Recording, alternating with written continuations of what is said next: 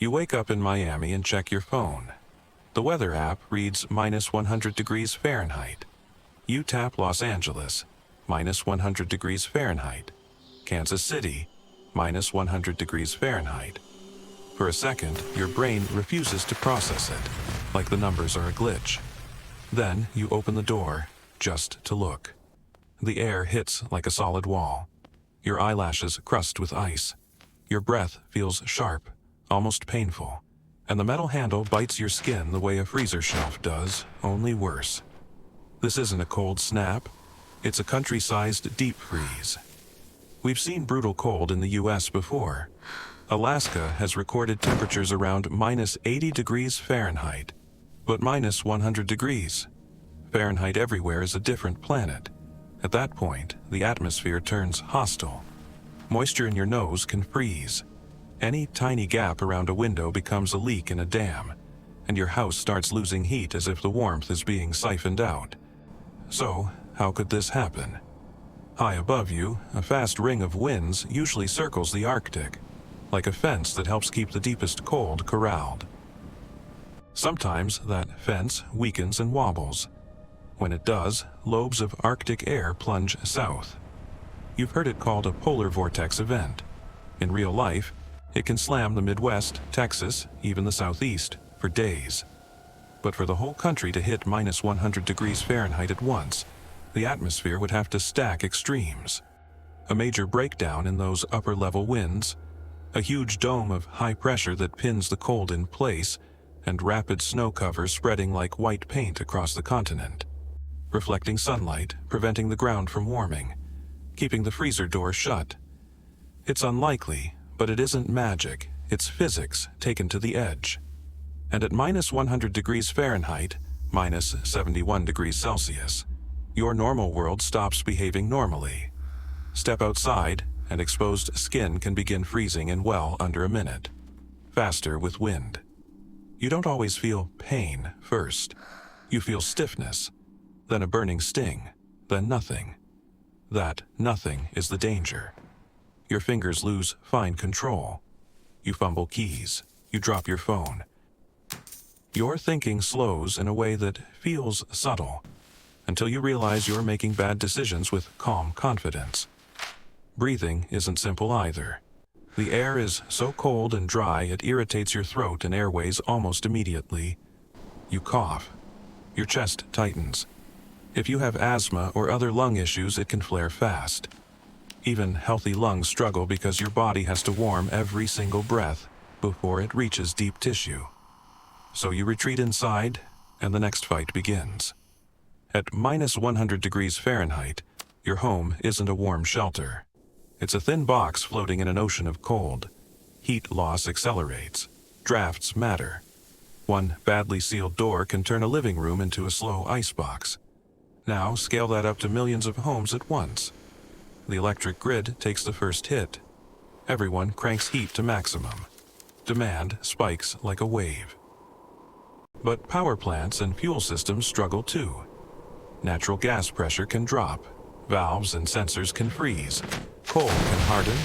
Wind turbines can shut down when ice loads up. And even well-protected systems can be forced to reduce output when support equipment fails. The grid has backups, just not for the entire country at this temperature at the same time. Then the lines. Extreme cold makes materials brittle. Ice and wind add weight. Trees snap, poles tilt. A few failures cascade into widespread outages because everything is connected. In a normal storm, crews roll in from neighboring states. Here, there are no neighboring states that are fine. Everyone is in it. Plumbing follows. When indoor temperatures drop, pipes freeze fast. Frozen water expands and can split lines inside walls, under floors, and in attics. Even if the temperature rises later, those splits can turn into leaks. Sewers can freeze in shallow sections. Older homes and large apartment buildings get hit early, but no place is immune. Transportation doesn't escape either. Batteries lose power. Rubber stiffens. Diesel can gel unless it's treated for extreme cold. Air brakes can freeze if moisture gets into the lines. Trucking slows or stops. And that matters because most stores run on just-in-time deliveries. Airports close as ground equipment fails, and de-icing becomes constant. Rail switches freeze. Ports slow because hydraulics struggle, and because workers can't stay outside long without risk. And that's when the chain reaction becomes personal. No power means no heat for many homes. No heat means frozen pipes and unsafe indoor temperatures. No trucking means thin shelves and delayed medicine. Cell towers go patchy as backup batteries drain. Hospitals switch to generators, but fuel deliveries can stall. Emergency teams work non-stop, yet can't be everywhere at once. In this kind of freeze, the people who do best aren't the toughest. They're the ones who planned for the grid to fail. A well-insulated home. A single warm zone room you can seal. Layers that don't leave gaps. Extra blankets, stored water, shelf-stable food. A way to charge a phone or run a radio. In the north, you're more likely to have better insulation and building standards. In the south, many homes are built to shed heat, not trap it. Pipes sit closer to exterior walls. Heating may rely fully on electricity. When the grid goes, indoor temperatures can drop frighteningly fast. Then shortages stack. Stores don't restock. Water becomes harder to access if pumps stop. Pharmacies thin out. Local budgets strain under repairs, overtime, and damage claims. Businesses pause when workers can't commute and supply chains stall. Recovery becomes slow and uneven because the same cold that caused the damage also slows the fix. Now ask the hardest question. What if it isn't one morning, but a week? At that point, the cold isn't just weather.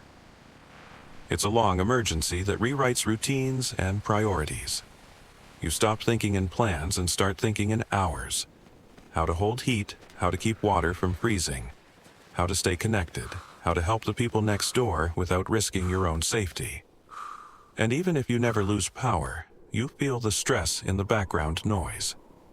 Emergency alerts repeat, schools close. Work shifts online until the internet stutters. People check on grandparents, then on neighbors, then on the person down the hall who never answers the door. You learn fast who has supplies, who has a working fireplace, who has nowhere to go. Cities try to open warming centers, but moving people is dangerous when a 10-minute walk can turn into an emergency. Buses struggle. Salt doesn't behave the same at extreme temperatures. First responders rotate in short bursts because staying outside too long isn't heroic. It's risky. Hospitals triage differently. Not just injuries, but exposure. Carbon monoxide scares from improvised heat, and chronic conditions made worse by cold and stress. And then there's the quiet fear you can't scroll past. The cold doesn't have to kill you to take things from you. It can empty savings with repairs. It can shut down paychecks. It can turn a stable week into a month of catching up. The deeper the freeze goes, the more it pressures the same question in every home. How long can we hold on? So, if this is your documentary scenario, here's the final beat. The cold is the headline, but infrastructure is the plot.